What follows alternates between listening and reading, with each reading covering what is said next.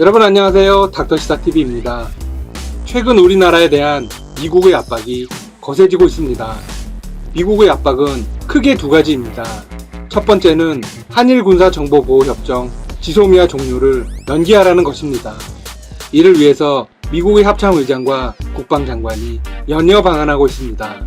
두 번째는 방위비 분담 압박입니다. 트럼프 행정부는 우리 정부의 방위비 분담금으로 연간 6조 원을 요구했습니다.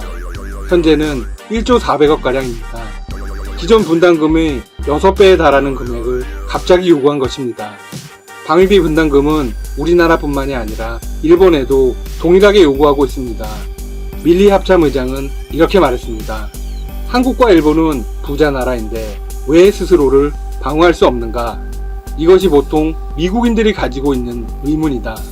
미국의 이런 입장은 우리나라를 진정한 동맹국으로 보고 있지 않다는 걸 증명합니다.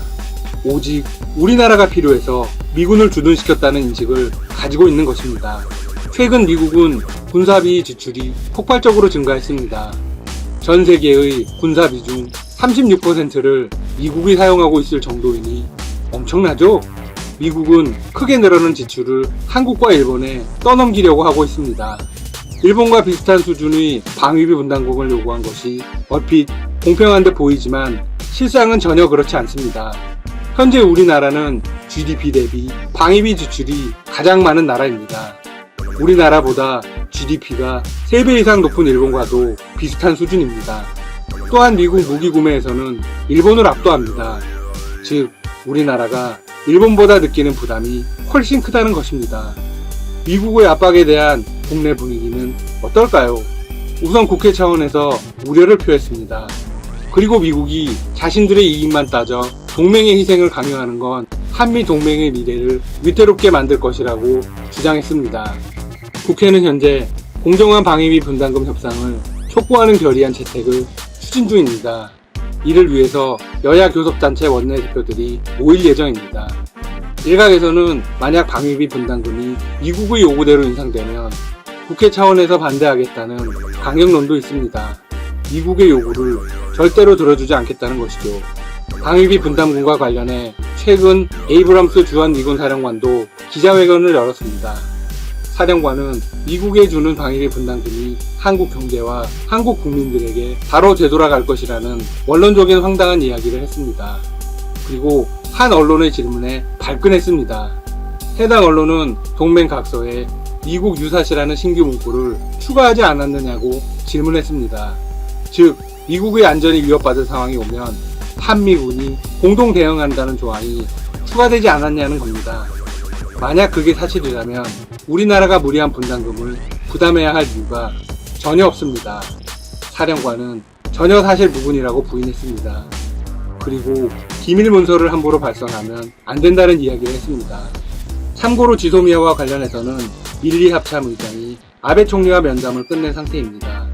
일본 유력 언론에 따르면 아베와 밀리의 면담은 잘 이루어졌다고 합니다. 그리고 한국에서의 협의가 가장 중요한 포인트가 될 것이라고 말했습니다. 그 말의 의미는 최대한 한국을 설득하겠다는 것이겠죠. 지소미아 종료가 약 열흘 앞으로 다가온 상황입니다. 미국 측 압박이 최고조에 달하는 현 시점에서 우리 정부가 어떤 선택을 할까요? 관련 소식. 한국에서는 놀라운 일들이 벌어졌다. 전 세계를 위험에 빠뜨리고 있는 코로나19에도 불구하고 총선까지 무사히 치른 한국에 대한 세계의 찬사가 이어지고 있다.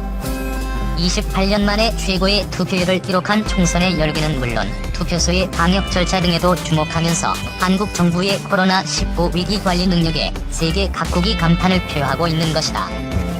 총선 이전에도 한국은 미국과 유럽의 일부 국가에서 단기간 내에 수만 명이 사망하는 비극적인 상황 속에서 효율적인 코로나19 대응으로 세계를 선도한 만큼 이들의 찬사가 새로울 건 없지만 여기서 강조하고 싶은 것은 한국이 변화시키고 있는 새로운 선진국의 기준이다. 사실 일본은 물론이고 유럽의 여러 나라들도 지금까지 세계를 이끄는 선진국이라는 자존심이 강했지만 이번 코로나19 사태를 맞으면서 한국과 비교되며 많은 상처를 입었다.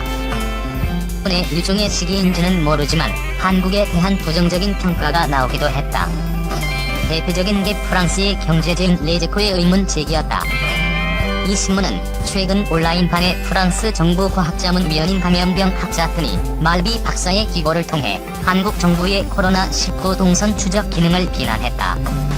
한국의 시스템이 극단적으로 사생활 침해적이기 때문에 유럽 국가들이 이 방식을 채택하는 게 옳은지 의문이라고 주장한 것이다. 물론 그 직후 프랑스의 일간지 르피가로가 한국식 대응을 개인 자유 침해로 치부한 프랑스가 오히려 이동과 여행의 전면 금지, 모든 상점의 영업 중단 등 국민의 기본권까지 침해하는 조치에 나섰다고 꼬집는 등 스스로 잘못을 인정했지만 프랑스 이외에도 한국과 다른 기준으로 코로나19에 대처하는 나라들은 많았다. 한국에 대한 부정적인 평가는 자신들이 실패한 것을 성공시키고 있는 데 대한 필시의 시각도 담겨 있을 것이다. 이번 코로나19 사태를 통해 한국이 지금까지와는 다른 새로운 선진국의 기준을 제시한 것도 이들이 한국을 시기하는 원인일 것이다. 기존의 선진국이 제국주의 시대 수단을 바탕으로 경제적 발전을 도모하며 오늘에 이른 반면 한국은 전혀 다른 차원의 선진 의식을 보여주었다. 과거 식민제국을 대표하는 서유럽 국가들의 식민지 수탈은 비열하기 이를 데 없었다. 특히 2차 세계대전 이후 재정적으로 위기에 봉착했을 때 이들은 식민지 유지와 회복을 통해 영향력을 유지하려 했다. 프랑스의 지도자 드골은 독일이 항복한 다음날 일본에 빼앗겼던 인도차이나를 되찾아 프랑스의 위상을 높일 것이라고 노골적으로 식민제국의 부활을 선언했고, 영국 집권노동당의 외무상 어니스트 레빈도 서유럽의 인구나 생산 능력을 회복하려면 아프리카의 자원이 필요하다며 수탈을 정당화했다. 다행히 식민지들의 저항과 인권의식이 성장하면서 과거의 잘못을 청산하긴 했지만 지금도 과거의 수탈을 바탕으로 경제적으로 성장해 식민 지배를 받던 나라들의 앞선 선진국으로 행세하고 있다. 이처럼 서유럽 국가들이 선진화되는 방식은 과거지향적인 수탈을 바탕으로 한 것이었다. 그러나 한국의 방식은 좀 달랐다. 한국의 방식은 미래지향적이고 공동의 이익에 치중하고 있다. 코로나19 확산 과정에서 서둘러 개발한 진단키트를 동남아와 아프리카를 비롯한 저개발 국가를 포함해 이를 필요로 하는 모든 나라에 공급하며 공동으로 위기에 맞서는 모습을 보였다. 한국은 왜 미국, 유럽만큼 폭발적이지 않았나? 코로나19 위협에서 자유롭기 위해선 백신이 개발되거나 아니면 전국민 60% 이상이 신종 코로나에 걸렸다 회복돼 집단 면역력을 갖추는 수밖에 없다는 것이 전문가들의 견해다. 백신도 집단 면역도 없는 건 한국도 다른 나라와 마찬가지. 그렇다고 우리 정부가 군경을 동원해 외출을 전면 통제하는 몇몇 나라들처럼 고강도 봉쇄를 하는 것도 아니다. 그럼에도 자고 일어나면 확진자 수가 수천에서 수만 명씩 나오는 미국이나 유럽과 달리 한국은 왜 일일 확진자 수가 수십 명 수준에 머무는 걸까? 결론부터 말하면 방역 조치에 비교적 일찍 나서 지역사회 감염을 낮은 단계에 묶어둔 것이 차이를 만들었다는 게 당국의 설명이다. 정운경 질병관리본부 중앙방역대책본부 본부장은 10일 정례 브리핑에서 유럽은 우리보다 굉장히 강력한 봉쇄 정책을 펴고 있지만 그런 봉쇄 정책을 시작하는 시기가 조금 늦었다며 이미 지역사회에서 감염이 굉장히 많이 전파된 상황이기 때문에 통제하는 데 상당한 시간이 소요될 것으로 보고 있다고 말했다. 이어 봉쇄를 통해서 사람 간이 접촉을 최소화해서 전파를 차단하는 것이지만 이미 감염된 사람들은 발병할 것이고 그중 사망자가 발생할 수 있는 상황이라며 우리나라는 다른 나라보다는 조금 더 일찍부터 이런 역학조사와 사례에 대한 격리, 접촉자 격리 같은 조치를 취한 게 조금 다른 점이라고 생각한다고 덧붙였다. 유럽과 미국은 이미 지역사회 전파가 광범위하게 일어난 뒤여서 강력한 봉쇄 정책 이전에 감염된 사람들이 속속 증상을 나타내는 상황이라는 설명이다.